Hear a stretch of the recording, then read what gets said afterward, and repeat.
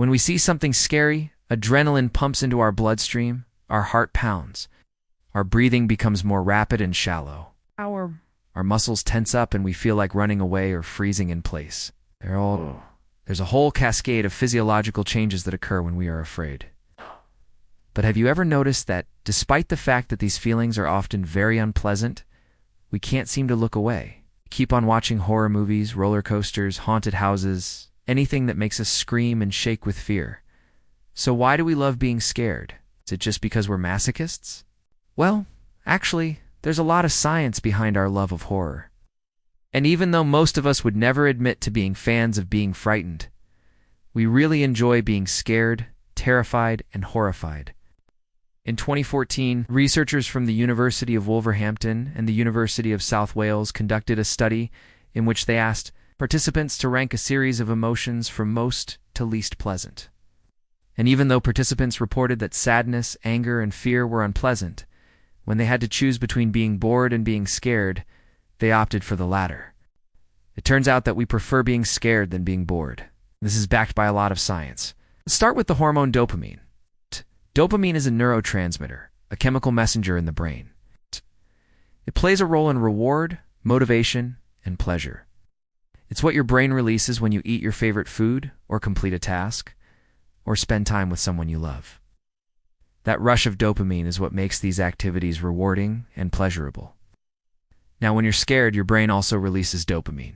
A 2009 study published in the journal Neuron found that participants who played a video game that simulated gambling experienced a significant increase in dopamine levels whenever they won money or avoided losing it. The same thing happens in our brains when we're scared. According to a 2016 study published in Scientific American, our brains respond to threats in the same way they respond to rewards. When we encounter a threat, our brains release a surge of dopamine, which motivates us to escape or freeze and hope we didn't notice it. This release of dopamine creates a sense of anticipation, almost like a reward for surviving the scary situation. That's why we keep chasing that feeling. We want to experience that release of dopamine again and again. Okay, now let's talk about the amygdala. This is an area of the brain that's responsible for processing emotions, particularly fear.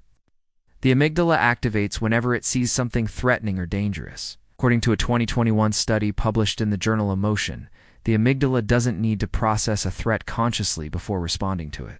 This means that we do and need to think about how scared we are or how dangerous a situation is.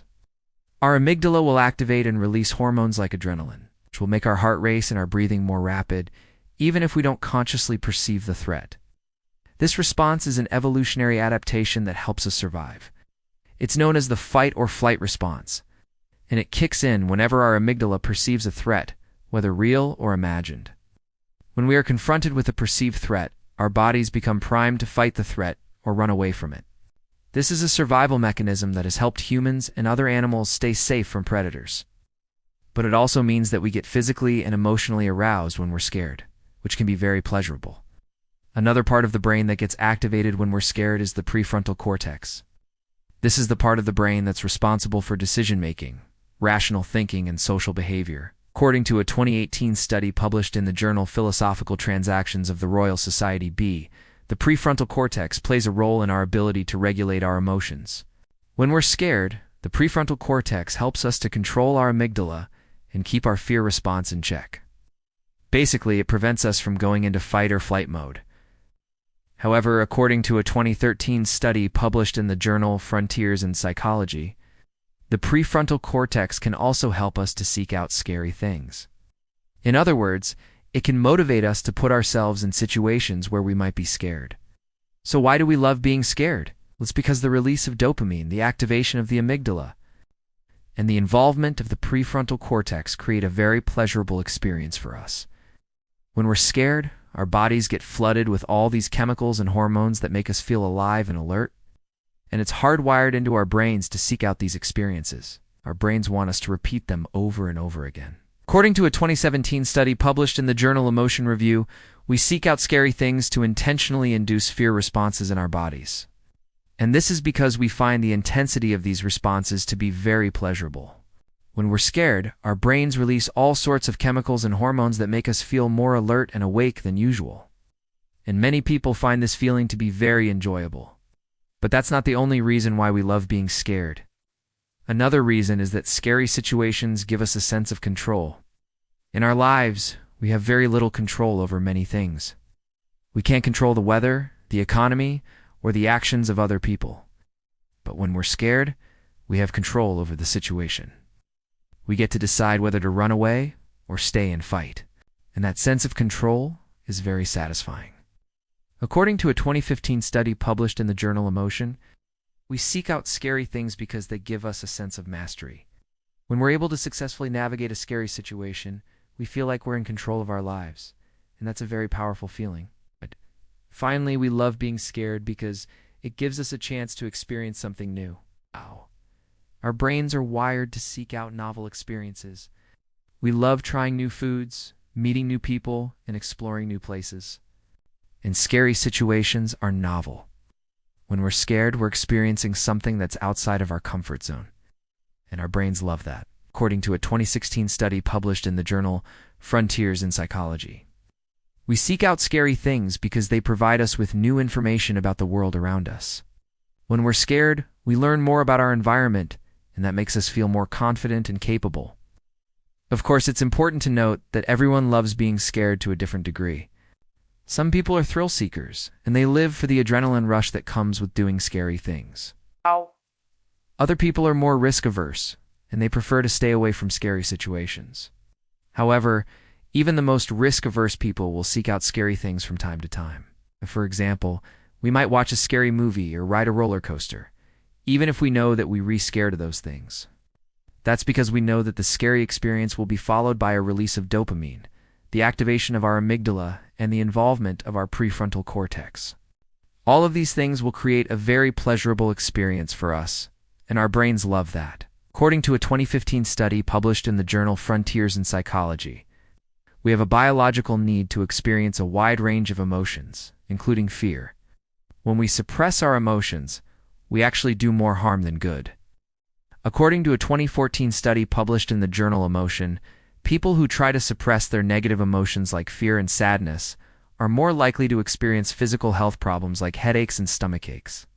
On the other hand, people who allow themselves to feel negative emotions are more likely to bounce back from adversity.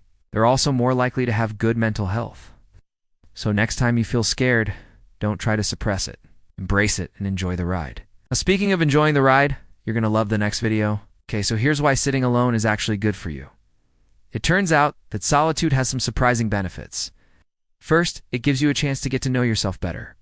When you're surrounded by other people, you tend to focus on what they want or expect from you. You put on a persona, and you act in a certain way to please others. But when you're alone, you don't have to worry about what anyone else thinks of you. You can just be yourself. That's a great thing to get to know yourself better. You need to understand your own thoughts, feelings, and motivations. And the best way to do that is to spend time alone and reflect on who you are. In addition, spending time alone can help you to develop a positive self-image. When you're around other people, you often compare yourself to them, and that can make you feel bad about yourself. You might think that you're not as funny or intelligent as someone else, or that you don't fit in. But when you're alone, you can focus on your positive qualities, and you can appreciate all the things that make you unique. Developing a positive self-image is essential for mental health and overall well-being. Finally, spending time alone can help you to become more independent. When you're around other people all the time, you tend to rely on them for support and validation.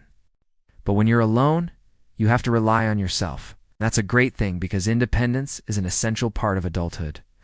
If you want to be happy and healthy as an adult, you need to be able to rely on yourself. You need to be able to make decisions, solve problems, and take care of yourself without the help of others. So the next time you feel like you don't have anything to do, try sitting alone for a while. You might be surprised at how much you enjoy it. And if you want to learn more about the power of sitting alone, make sure to check out the next video. Thanks for watching. Hey, are you still watching? Don't forget to subscribe for more awesome documentaries.